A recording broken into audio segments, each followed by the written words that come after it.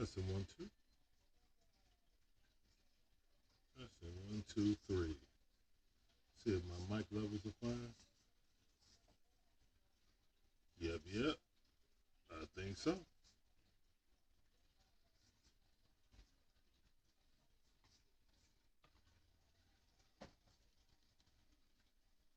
What's going on? Let me flick this over to my beautiful self.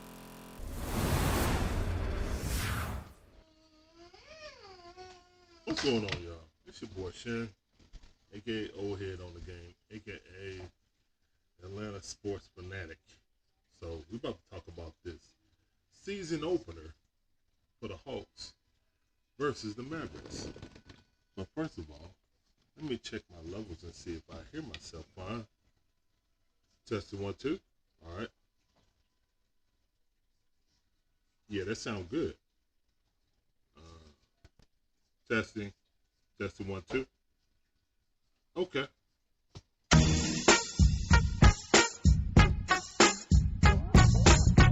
All right, we're about to get into it. So, the Hawks open up the season after going to the Eastern Conference Finals. Some think it was a fluke, only because of injury, which may be partially true, but hey, injuries happen, and it is what it is. We made it. So coming into this year, people are looking at several of the teams better than us. Philly, Miami, Chicago, maybe even Charlotte trying to challenge us for the second place in the division, in the Southeast Division, with Miami winning.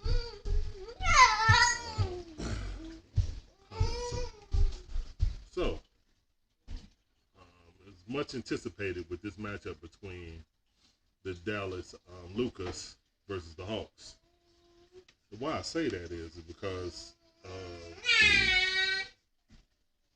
right now their team is really geared around, maximizing what Luka Doncic can do, and that's fine. But I think our GM Travis Schlenk has done an excellent job putting a team around Trae Young, so it's just not Trae Young and the Chipettes, So, that's my son. That's a little Larry. So, let's get on to the points I want to get to. This is I do like online reports called the Armchair. Sorry, my son is really excited. Son, calm down. Do the post-game results called Armchair Observation. So I'm on my camera. Do it now. Stop screaming. So basically, I was coming into here, 2-point favorites. We covered that easy. We blew them out. The keys for the game was Coach Nate, of course. My offense started slow, but our defense was strong the entire game, and I think that's what we're really going to hang our hat on. People look at Trae Young and say, "Oh, they're an offensive team," because their leader of the team is an offensive player. But really, we hang our hat on defense, and that stems from Coach Nate McMillan, as a player and as a coach. Now he's having everyone buy in. Clint Capella is a coach on the court, and now it's rubbing off on JC. Even Trae Young is playing much better defense today. But I got bullet points I want to get to. So the first one was Coach Nate McMillan. It can't be understated how much his influence has affected this young team. Before Coach McMillan took over, we were a team with a lot of talent, but no direction. We didn't know how to play winning basketball. We didn't know how to win. We just knew how to, just run the court and try to do something. But now we're actually playing, structured basketball. Thank you, Nate. I don't even want to mention the other coach name because he's long gone and not even worth mentioning anymore. Good luck at wherever you're at now. Next, speaking of the defense, DeAndre Hunter had a magnificent game against Luka Doncic defensively. It cannot be overstated or undersold the defense that DeAndre Hunter played on Luka. Yeah, Luka looked kind of, out of shape, even though they were 4-0 in the preseason. Now, everybody was talking about that. Oh, they're 4-0. Jason Kidd looked like they got them clicking and blah, blah, blah. We blew their ass out. All right, so, and a lot of that had to do with DeAndre Hunter pressure on the ball towards Luka. I think he may have scored maybe 5 of his 18 points against DeAndre, maybe. He was a primary defender, so he was underneath his jersey. I think DeAndre Hunter has the potential to be an all first team defensive. Son, stop, please. Okay, calm down. I know you're excited. So, with his play, I think he can definitely. Yeah, I see that flying. So, his defensive play, he can anchor the defense. Him and Clint Capella, And also, John Collins, my second point. John Collins just recently got a big deal, 4-year with a 5-year player option. He played a great game, No, he didn't score 20, but he don't have to on this team. My thing was, we have a lot of Hawks fans that split on should we have paid John Collins, should we have let him go, should we have traded him for more assets. Well, my thought was, well, if someone who's asked for the match can't create their shot, then that may hamper your team. But if John Collins developed a true post game, he don't have to create his own shot. Because Trey will get him the ball in the spots that he likes. And he can just, go to work. Kind of like Chris Webber or a traditional, power forward. Now, I know a lot of people these days don't understand that concept of a traditional big, a center or a power forward. They want their centers to pick and pop, be an outlet when your point guard drive to kick out for a 3. But if you got a traditional, John Collins can't do that. But he seems like he worked on his post game because he took several turnaround post jumpers over defenders with hand in the face and switched them. So for 2K people, he greened them. But and he had a little baby hook, so that was very promising. Because we can kick the ball in to John Collins, and he could be a bucket. Oh man, that opens the floor up for Trey. Like Trey don't have to. And that'll lead me to my next point. Trey didn't have a great offensive game statistically. Yeah, he had 19 points, but he had 14 assists. And to be honest, I think we may be better if Trey, scale back his scoring and get more assists. If he scale back his scoring and get more assists, he'll be an MVP candidate. You average 13, 14, 15 assists plus 20 points, you're going to be the MVP. Or you're going to be you're definitely going to be in the right. Great way to, control the court and control the game, even though you wasn't scoring like you normally would. You still was getting people the ball in spots where they could succeed. And you got to credit, Nate McMillan for, helping Trey reach, continue to get better. Because Trey is always going to try to get better. That's one thing about it. The kid has a work ethic like out of this world because everyone doubts him because of the size. So offensively, not, spectacular, but other aspects on being a floor general, that's what Trey was. Trey was a floor general tonight. Also, his defensive effort was noticed. Like, he was getting up underneath him. He was being a pest. And as a Hawks fan, that's all you can ask Trey Young to be, is a pest. Be a pest. You know what I'm saying? We ain't asked you to be Pat Beverly. Just be a pest, and we good. You know what I'm saying? Just give the effort. because it's there. And I think Nate has rubbed off on Trey on that, you know. And those are things that's going to get Trey to respect that, you know, because that's the only thing they can really go back on. But he's a horrible defender, so I can't put him in this category, that category. Well, he improved that. There's nothing no one can say, you know. All right. Next point. Cam freaking Reddish.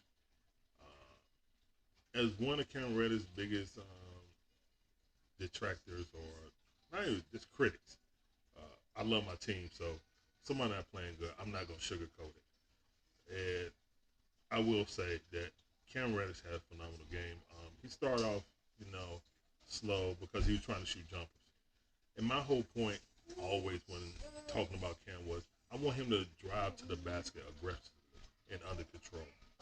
When he does that, it seems like he's damn near impossible to stop. He's either going to score at the cup with a layup or dunk, or he's going to get fouled. And he's an excellent free throw shooter. And that's what I want him to do. I want him to drive to the hole, take advantage of mismatches, get easy buckets, and then let that open your game. Don't shoot to drive. You drive to open up your shot. Because then you got defenders backpedaling on their heels. Now you'll get an easier shot. And that's what happened. Once he stopped, because he shot like 2 or 3 threes and then one bad jumper, and then after that, he took off. You know, so, and that's Nate McMillan influence also. Like, he's actually being coached now. You can tell, like, Cam actually enjoys playing. And he didn't seem like he enjoyed playing when he played under our previous coach. So, kudos to Cam. If he and Deandre Hunter make the jump that I think they can make, man, the Hawks are going to be really serious. Like, really, really serious. Because everybody said there's not enough balls. Trey is a pass-first point guard. So if we got guys that can score, Donovich, Herter, you know, Cam, Hunter, hell, Lou Williams and Gallinari didn't even play last night. So, me personally, the sky's the limit for the Hawks. And yeah, I'm biased because I'm a homer.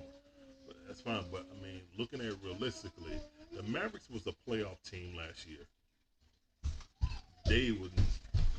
They took the Clippers, who went to the Western Conference Finals, to 6 games. They aren't any slouches, and we mollywopped their ass. So you can say, okay, it's the first game. Blah, blah, don't get hyped off first game. Okay, that's fine. What I will say is that's 2 playoff teams playing at the beginning of the season. The line from Vegas was just a 2-point, advantage for the Hawks. So to go from a 2-point advantage to blowing them out, and it was worse than the final score. Like that's the only twist. It was worse than the final score. We just basically took out all the starters and put in our third string with 4 minutes left. So speaking of that, Jalen Johnson needs to play. Like, I'm not impressed with TLC. I didn't like him when he was with the Nets, so I was really surprised we picked him up. And I kind of look at him like Kent Bazemore. Kent Bazemore, good dude, you know what I'm saying? But on a championship team, on a playoff contending team, to me, I feel like that's a roster spot that we could fill. I mean, we drafted a guy who could play that, and it's Jalen Johnson, in my opinion. He's power forward, small forward type of player with an offensive game that could play both positions. Go potty, son. Go potty. Go potty. So, I think he needs to play. I think Shareef needs to play. I was not impressed with DeLon Wright either. Go potty. Go potty. Go to the bathroom and potty. Hold on 1 second. Go cut on the light.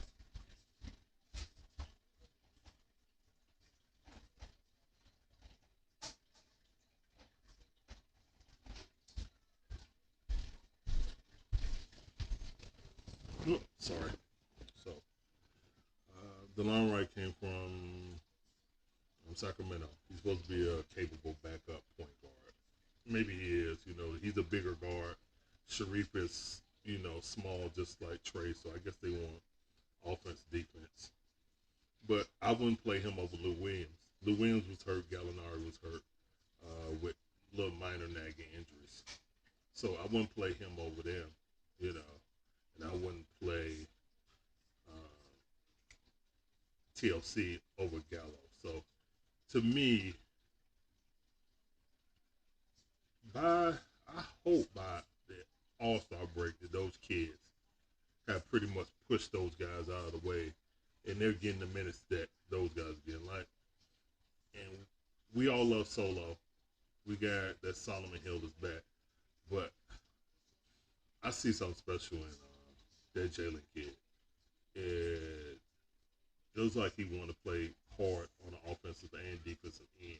So I would love to see him get more playing time. Great win by the Hawks. Great team win. Great defense. And 1-0. It's going to be a long season because it's 82. So, there's going to be ebbs and flows. But as long as we can keep it even keel, the goal this year is to get home court advantage in the playoffs. I think they're going to do it. I think they're serious about it. I think they heard the chatter and were like, hey, they're picking all these other teams. Atlanta was a fluke. Even Barkley said it after the game. Atlanta was a fluke. You know what I'm saying? That's a general consensus. So, we got something to prove. Oh, yeah, I'm not even going to talk about the Braves, that, debacle. I hope we can pull it out when we come home. But, thank you guys for watching. If you like the video, please hit that like button if you're on YouTube or Facebook. As long as what's going on, Iceman? Yeah, this is one of my homies. He watching the stream right now. As long as Luke comes off the bench, Gallo continues to improve defensive, they should be solid. Yeah, man. Look, Okongwu, I'm not worried about Celtics.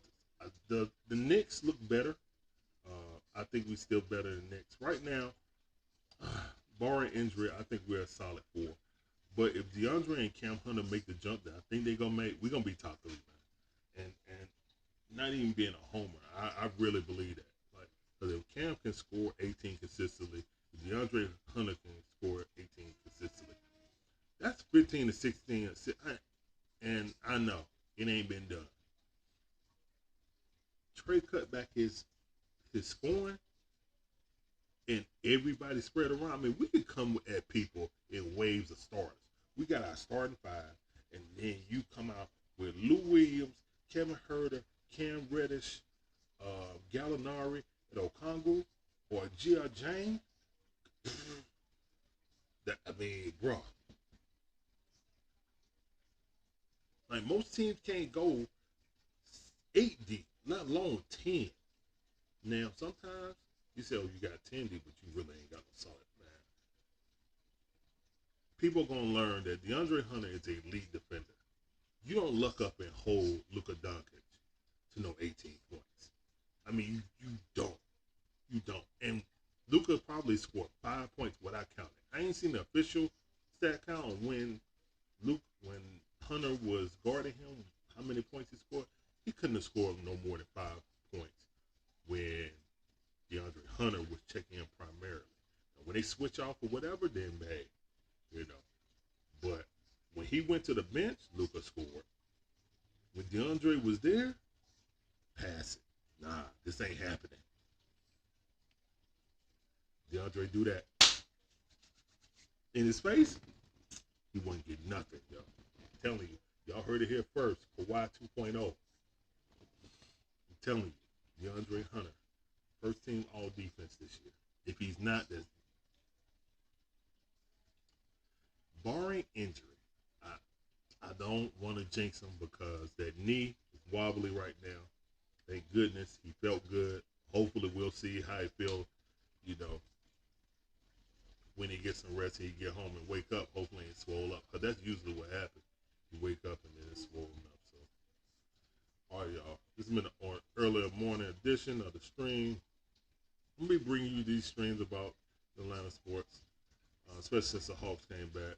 I'm going to talk about these Braves. They better pull it out. Don't piss me off. We'll talk about the Falcons or what, Iceman called the Falcons.